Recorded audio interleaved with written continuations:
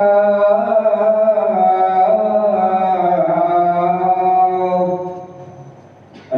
أن محمدا رسول الله أشهد أن محمدا رسول الله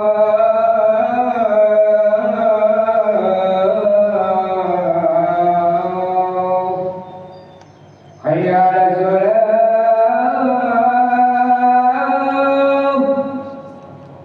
حي على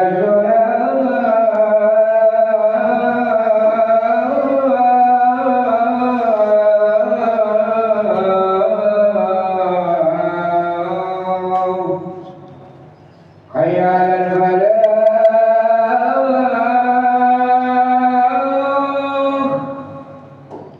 حي على الفلاح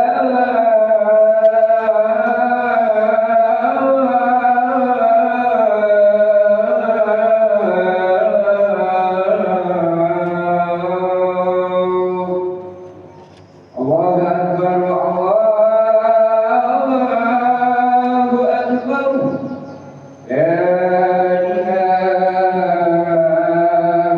إلا الله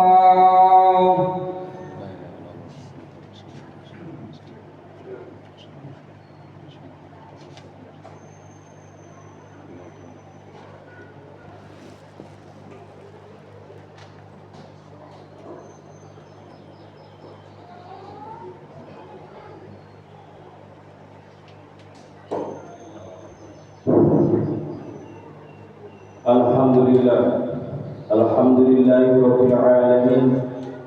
Asyhadu an la ilaha illallah wahdahu la syarika lah. Asyhadu anna Muhammadan abduhu wa rasuluh. Allahumma shalli wa sallim ala sayyidina Muhammadin. Assalatu alaihi wa ala alihi wa sahbihi ajma'in, amma ba'du. Fa ya ibadallah, usikum wa nafsi bitaqwallah la'allakum turhamun. Biqauli ta'ala ittaqullaha haqqa tuqatih wa man yattaqillah yaj'al makhraja wa yarzuqhu min haitsu la yahtasib.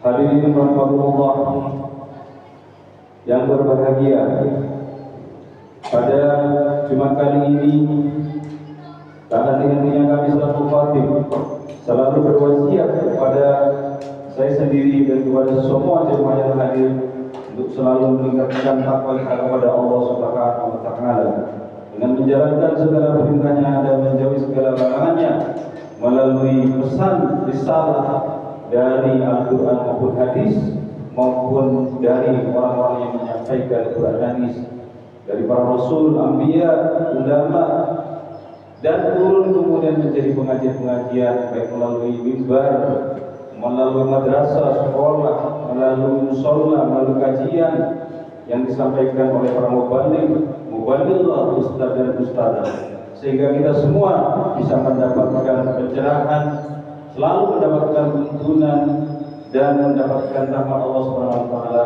sehingga menjadi orang yang selalu kita doakan setiap hari, yang kita minta setiap hari dalam doa dan salat kita, ihdinas siratal mustaqim. Berikanlah kepada kami Allah jalan yang lurus, siratal ladzina an'amta 'alaihim, yang jalan yang telah Kau berikan nikmat kepada orang-orang yang sebelumnya. Ghairil maghdubi 'alaihim waladdallin, bukan orang-orang yang mendapatkan durhaka atau murka, dan juga bukan orang-orang yang tersesat jalannya. Amin. Kita selalu mengucapkan semoga Kau mengijabahi permintaan kami. Itu yang kita minta setiap hari. Oleh karenanya hadirin rahimakumullah, pada kesempatan kali ini saya selalu mengingatkan untuk selalu meningkatkan ilmu dan amal kita. Setiap hari kita harus update agar selalu Allah Subhanahu wa taala berikan petunjuk. Pada momentum yang berbahagia ini, di Jumat kali ini, saya ingin berwasiat tentang mau'idhah hasanah tentang Isra Mi'raj Nabi Muhammad SAW yang akan kita laksanakan pada hari Minggu ini tanggal 16. Sudah tepat kita melaksanakan Isra Mi'raj Nabi Muhammad SAW. Pada peristiwa Isra Mi'raj ini kita ambil substansi pokoknya saja. Apa yang harus kita amalkan dari peristiwa Mi'raj Nabi Muhammad. Yang pertama adalah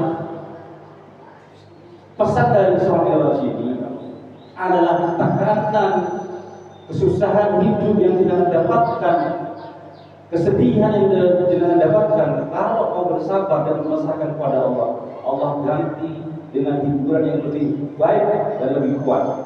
Karena Isra Mi'raj Nabi diangkat ke langit itu karena terjadi pada Amul Hazan, tahun kesedihan, di mana istri yang dia cintai, paman yang dia cintai yang sudah merawatnya sejak kecil meninggal dua-duanya di tahun yang sama.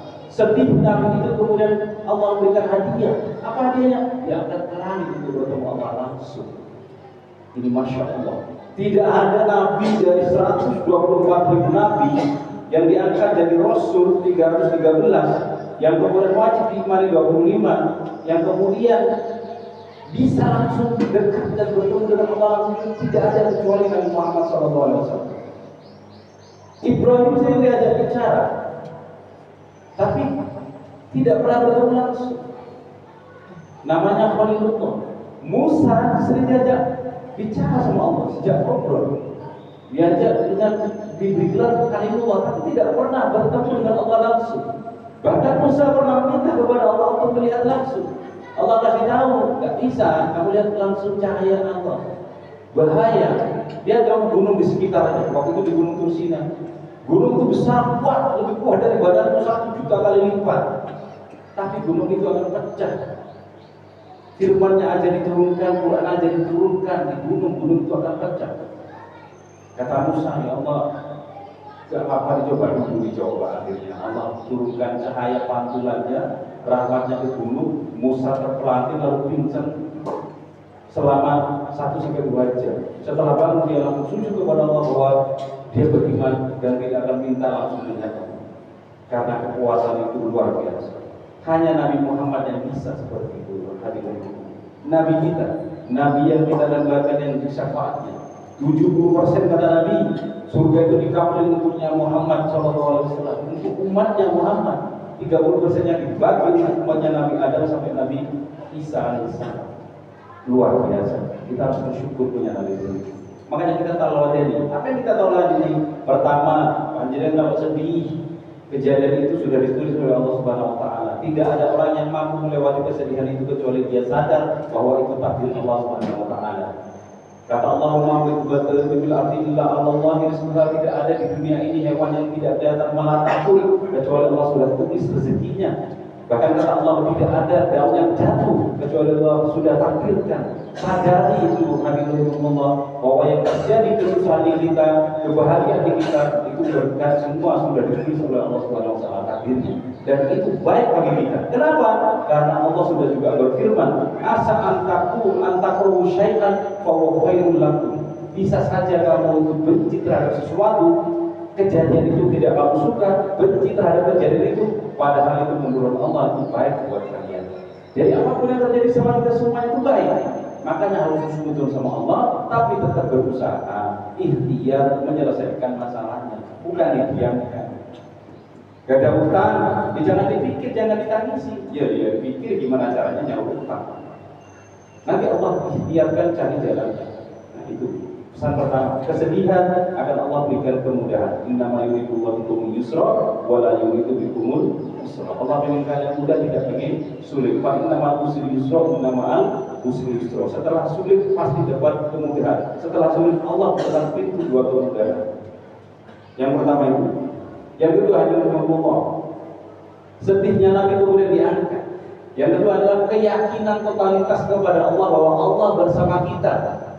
Peristiwa Isra Mi'raj itu mengatakan bahwa Allah itu ada dan mendampingi kita, cuma kita tidak mampu ke sana. Hanya orang suci yang mampu ke sana. Siapa? Nabi Muhammad SAW. Hatinya dibedah dari kotoran, hatinya dibedah, disucikan dari kebencian dan dengki dan hasut sejak kecil. Dan sejak Nabi mau berangkat Isra Mi'raj, waktu kecil 4 tahun dipegang Halimah, Nabi dicuci. Kata Nabi, dengan poros saya dibedah salah 2 orang besar, yaitu malaikat Jibril dan Mikail. Setelah itu Nabi waktu besar Isra Mi'raj dibedah, dicucikan lagi 2 kali. Itu baru bisa menembus ke alam Rabbani ketuhanan, melewati alam malaku. Malaikat Jibril tidak mampu melewati alam ketujuh Setelah langit ketujuh itu sudah ada arsy singgasana. Setelahnya di atas singgasana itu ada laut. Setelah dia laut itu ada kursi. Setelah kursi itu baru kemudian alam Tuhan. Jadi kursi itu bukan kursi tempat duduk. Yang dimaksud kursi itu disebut adalah kursi untuk mancing, malik, melihat di situ ada di lagi alam Tuhanan.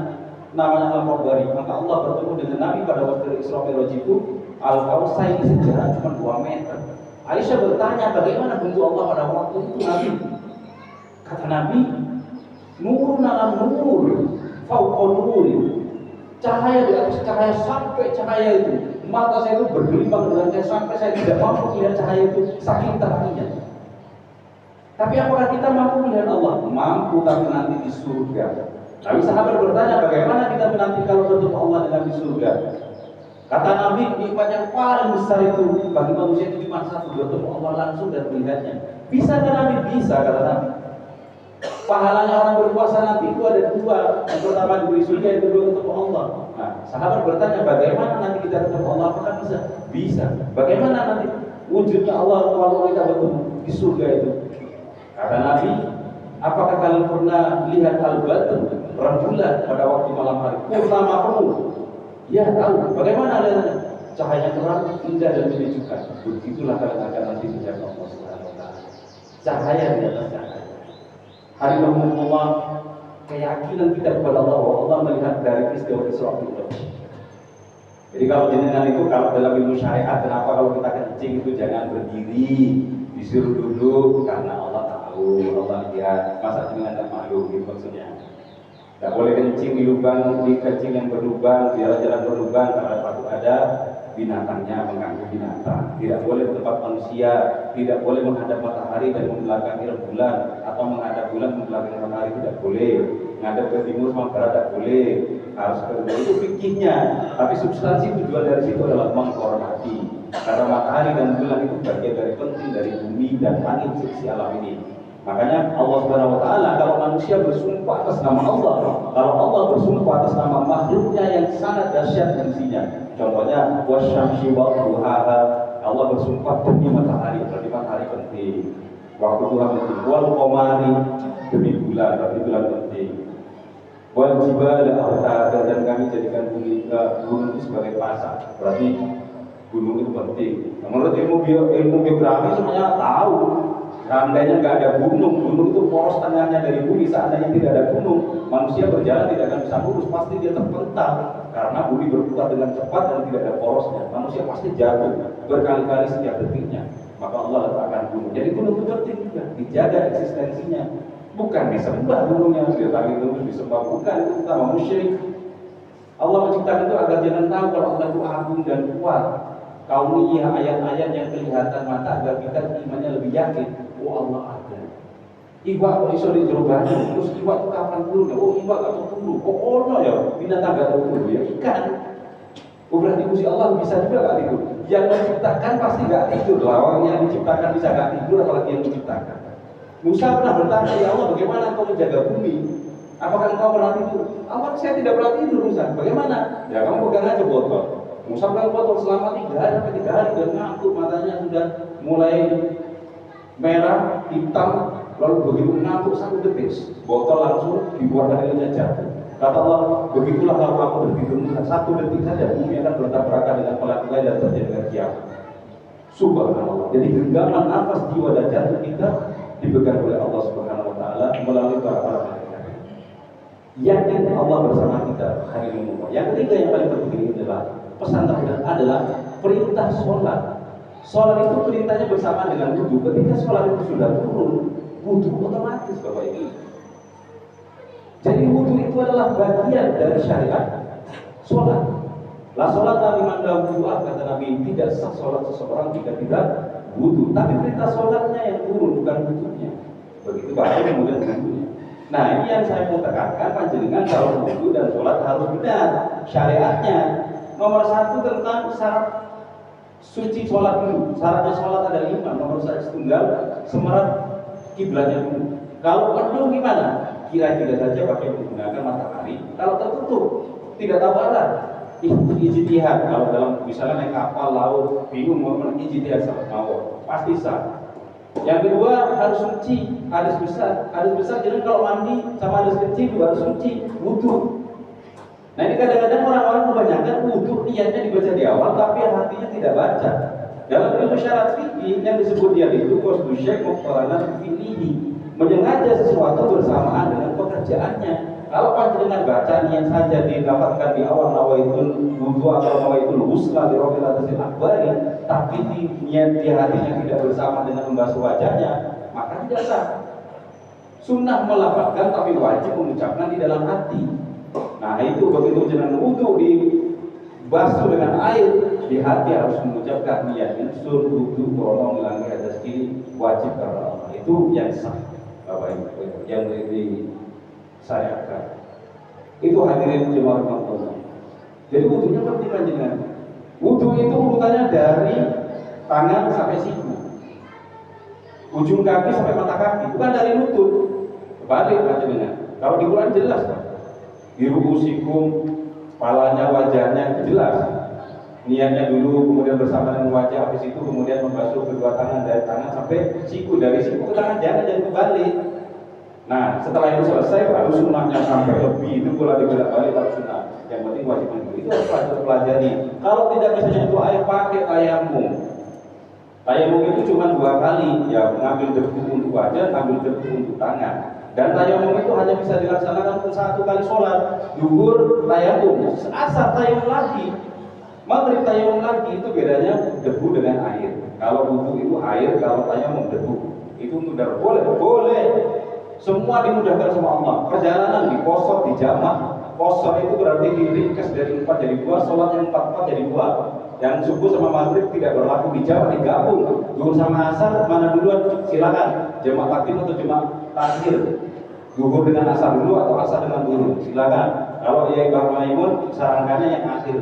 Kalau dalam itu monggo, situasinya terserah kondisi fisik dan situasinya panjenengan. Itu syaratnya lengkap. Panjenengan harus belajar itu. Yang terakhir itu tentang fikih sholatnya. Kadang-kadang orang sholat itu banyak keturunan. Ya, kalau tidak paham diarani aliran sesat. Ini panjenengan harus mengerti dari takbir lurus dengan telinga. Ada takbir yang lurus dengan bahu. Cara menaruh tangan itu ada syariatnya. Kata Nabi itu di atas dada, di atasnya pusar, di bawahnya dada, tengah-tengah. Di atasnya pusar, di bawahnya dada di sebelah kiri. Ini yang dipakai oleh orang yang kebanyakan. Nah, ini sunnahnya luar biasa. Ini Imam Syafi'i juga mensunahkan seperti itu. Hadisnya lebih kuat. Kenapa Imam Syafi'i yang banyak diikuti oleh NU? Karena Imam Syafi'i itu hafal 200.000 hadis. Gurunya Imam Malik, Imam Hanafi itu hafal 100.000 hadis. Ya banyak yang dari saudara kita memahami, pakai yang ikut Imam Malik, Hanafi boleh. Imam Syafi'i juga sangat boleh. Beliaunya lebih hafal 200.000, yang diikuti orang yang itu udah luar biasa.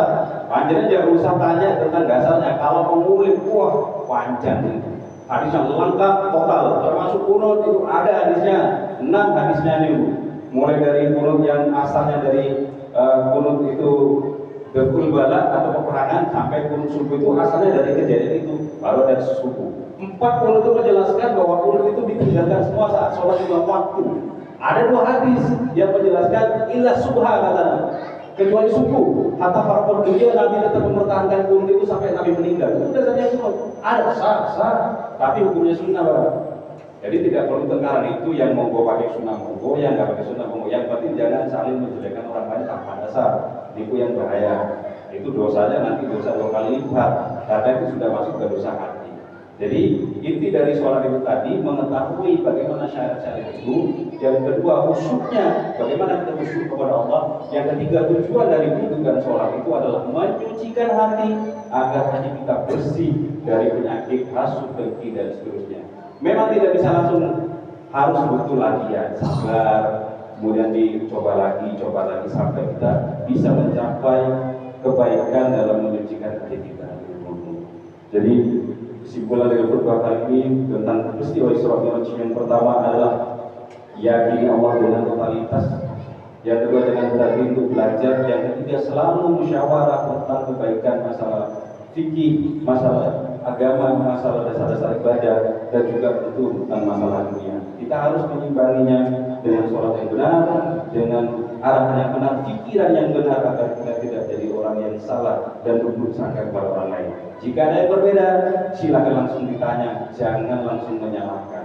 Kalau ada dasarnya, maka semuanya bisa dibenarkan. Yang penting sesuai dengan kaidah hukum dan hadis dan tuntunan dari Rasulullah SAW. Demikian khutbah singkat dari kami, semoga bermanfaat. Semoga kita dijadikan hamba yang selalu menegakkan sholat seperti doanya Nabi Ibrahim. Rabbi ja'alni muqimah sholati min dzurriyyati. Kata Nabi Ibrahim di Quran, ya Allah jadikanlah aku dan keturunanku selalu orang-orang yang selalu istiqomah menegakkan sholat. Amin ya rabbal alamin. Jalan Allah wa yakun minal mu'minin al-kamilin wa barik li wa lakum minal ayati wa dhikril hakim. Aku qawli hadza wa astaghfirullah al-azim al-jalil wa lakum wa li sa'iril muslimin wal mu'minina min kulli dhanbin fastaghfiruhu innahu huwat tawwabur rahim.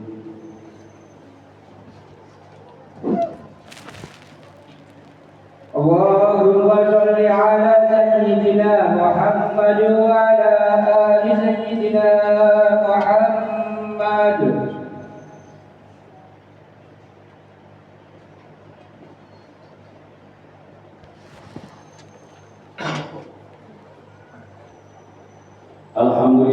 Alhamdulillahi rabbil alamin. Asyhadu an la ilaha illallah wahdahu la syarika lah. Wa asyhadu anna sayyidina wa nabiyyina Muhammad abduhu wa rasuluhu sayyidul khalqil bashar. Allahumma shalli wa sallim wa barik ala sayyidina wa nabiyyina Muhammadin wa ala alihi wa sahbihi wa sahbihi ghurra.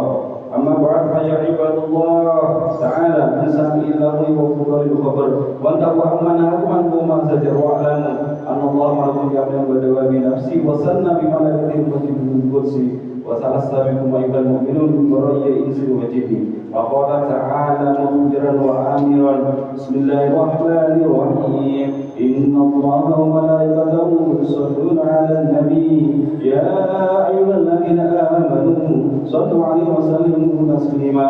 Allahumma shalli wa sallim wa barik ala sayyidina wa nabiyyina wa maulana Muhammadin wa ala alihi wa sahbihi ajma'in. Allahumma ighfir lil muslimin wal muslimat wal mu'minin wal mu'minat al-ahya'i minhum wal amwat innaka sami'un qaribun mujibud da'awat ya qadil hajat wa ya kafil muhimmat bi rahmatika ya arhamar rahimin. Allahumma fa'ani wa anna al-aghlal wal bala' wal waba wal masya' wal munkar wal bagh wa zalazil wa zuyub wa syarir wal fitan wal mihan ma dhahara minha wa ma batan min baladina Indonesia hadhihi khassa wal muslimina ma innaka ala kulli syai'in qadir. Allahumma barik lana fi Rajab wa Sya'ban wa balighna Ramadan bi rahmatika ya arhamar rahimin. Rabbana aghna bi halalika an haramika wa qina min ladunka amman siwa. Rabbana zidna 'ilman nafi'an wa rizqan halalan katsiran mubarakan wasi'an wa 'amalan mutaqabbala. Rabbana atina fid dunya hasanah wa fil akhirati hasanah wa qina adzaban nar. Walhamdulillahi rabbil alamin. أعوذ بالله من الشيطان الرجيم. إن الله يأمر بالعدل والإحسان ويأمر بالمعروف والنهي عن الفحشاء يعظكم لعلكم تذكرون. واذكروا الله يذكركم واستجب لكم ولا ذكر الله أكبر. أقيموا الصلاة.